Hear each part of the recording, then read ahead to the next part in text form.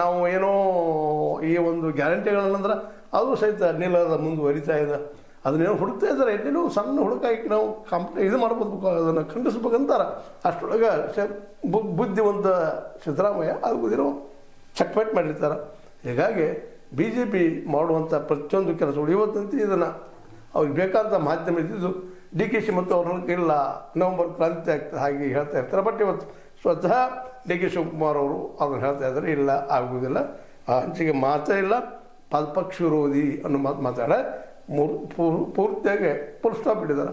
ಅದು ಸತ್ಯದ ಇವತ್ತು ಗೆಲ್ಲು ಸ್ಥಿತಿಯೊಳಗೆ ಡಿ ಕೆ ಶಿವಕುಮಾರ್ ಅವರು ಇಲ್ಲ, ಅದು ನಮ್ಮ ಸಿದ್ದರಾಮಯ್ಯನ ಸೋಲಿಸುವಂಥದ್ದು. ಇನ್ನೇನು 2028 ಸಿದ್ದರಾಮಯ್ಯ ತಾವಾಗಿರೋ ಬಿಟ್ಟು ಹೋಗ್ತಾನೆ ಅಂದ್ರೆ ಇವ್ರ ಅವಕಾಶ, ಉಳಿದವ್ರು ಇವ್ರ ಮಟ್ಟದಲ್ಲಿ ಇಲ್ಲ. ಆ ಮಾತು ಬೇರೆ, ಅದು ಇವರಿದ್ದಾರಲ್ಲ ಈಗ.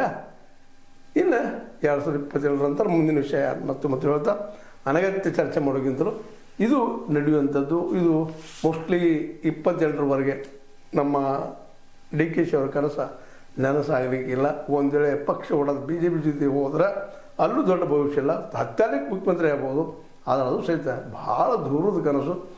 ಅವ್ರು ಅದನ್ನು ಮಾಡ್ತಾರಂತೆ ಸ್ವತಃ ಅವ್ರಿಗೂ ವಿಶ್ವಾಸ ಇಲ್ಲ ಅಂತ ಹೇಳ್ತಾ, ಇದು ನಿಮ್ಗೆ ಲೈಕ್ ಆಗ್ಬೋದು. ಲೈಕ್ ಮಾಡಿ, ಶೇರ್ ಮಾಡಿ, ಕಮೆಂಟ್ ಮಾಡಿ, ಜೊತೆ ಸಬ್ಸ್ಕ್ರೈಬ್ ನಿಲ್ಲಿಸಬಾರ್ದು. ಯಾಕೆ 60 ನ್ಯೂಸ್ ಸಿದ್ದರಾಮಯ್ಯದು ಸತ್ಯದ ಕೈಗನ್ನಡಿ ವಂದನೆಗಳು.